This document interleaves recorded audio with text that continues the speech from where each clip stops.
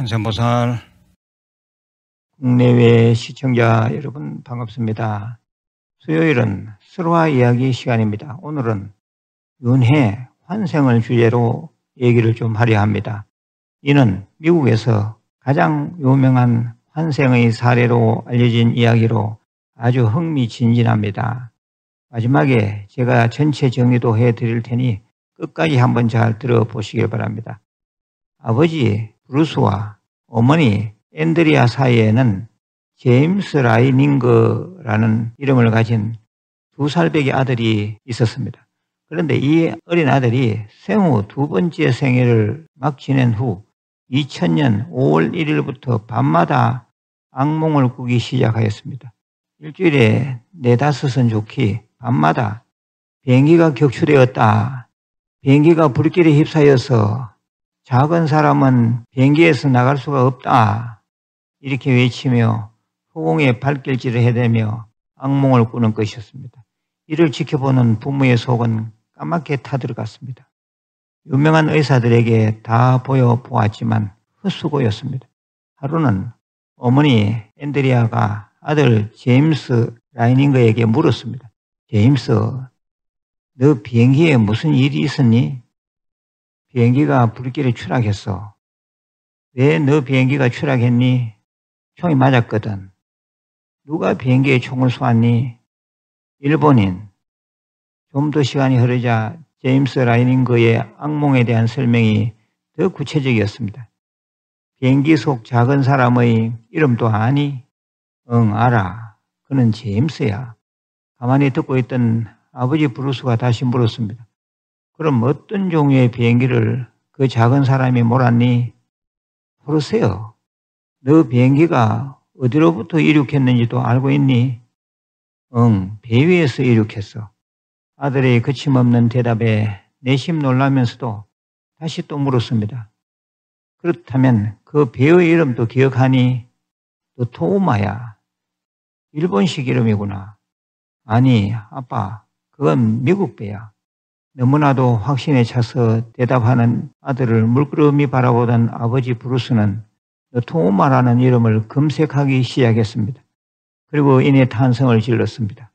여보, 앤드리아, 노토우마 베이는 실제 2차 세계대전 당시 태평양에서 싸웠던 미국 항공모함이래. 실제로 존재하는 배야. 이 아이가 이걸 정말 어떻게 아는 거지? 사실 기독교 신앙에 근거하고 있던 브루스는 모든 것이 혼란스러웠습니다. 하지만 분명히 2차 세계대전에 출전한 항공모함인 USS 노토우마 베이 CVE-12가 있었고 흑백 사진까지 첨부되어 있는 것이었습니다. 그러던 어느 날 잠자리에 들기 전 브루스가 아들의 이마에 뽀뽀를 해주면서 말했습니다. 제임스, 오늘 밤엔 부디 그 작은 사람의 꿈을 꾸지 말고 잘 자거라. 굿나잇. 그때였습니다. 아빠, 그 작은 사람의 이름은 제임스래도. 아가, 너의 이름이 제임스란다. 응, 내 이름이 제임스지. 그렇지만 그의 이름 역시 제임스야. 그러자 이번엔 앤드리아가 물었습니다. 제임스, 꿈속에서 그 밖에 다른 사람도 기억이 나니? 제임스는 골똘히 생각하더니 대답하였습니다. 엄마, 잭 라슨. 잭이 제임스 친구니? 응, 그도 나처럼 파일럿이야. 한편 제임스는 언제나 비행기 모형 장난감을 가지고 놀기를 즐겼고 비행기에 대한 지식도 수준급이었습니다. 한 번은 마트에 가서 비행기 모형을 들고는 앤드리아가 말했습니다. 아가, 이것 좀 보렴. 밑에는 폭탄도 달렸네. 그러자 제임스가 말했습니다. 엄마, 그건 폭탄이 아니야. 비상연료 탱크지. 한 번도 가르쳐 준 적이 없는데도 불구하고 비행기에 대해서만큼은 너무나도 정확한 지식을 뽐내는 아들을 보면서 부부는 검색과 수소문을 하기 시작하였습니다. 그렇게 열심히 자료를 모은 끝에 제2차 세계대전 중 노토우마 베이함에서 전사한 21명의 전사자 명단에서 제임스 휴스턴이라는 이름을 찾았고 또 휴스턴은 1945년 3월 3일 일본 부근의 치치마라는 섬에서 일본군의 대공 사격에 의해 격추당해 사망했다는 정보도 찾았습니다. 뿐만 아니라 제임스 휴스턴과 함께 노토우마 베이함에서 복무한 동료 가운데 잭 라슨이 있으며 심지어 그가 아직 살아있고 그는 아칸소주에 현재 살고 있다는 정보까지 알아냈습니다. 그래서 부부는 잭 라슨을 찾아갔습니다. 잭은 제임스 휴스턴을 너무나도 또렷이 기억하고 있었습니다. 그의 사망일이 1945년 3월 3일이라는 것까지 말입니다. 부부는 제임스 휴스턴의 누나들까지 찾았습니다.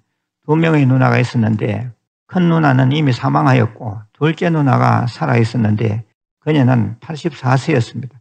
여러 가지 통화 끝에 작은 누나로부터 제임스 휴스턴의 사진도 여러 장 받을 수 있었는데 그 사진 가운데는 코르세어 비행기 앞에서 서 있는 제임스 휴스턴의 모습도 있었습니다. 이로써 또 하나의 의문이 풀린 것입니다.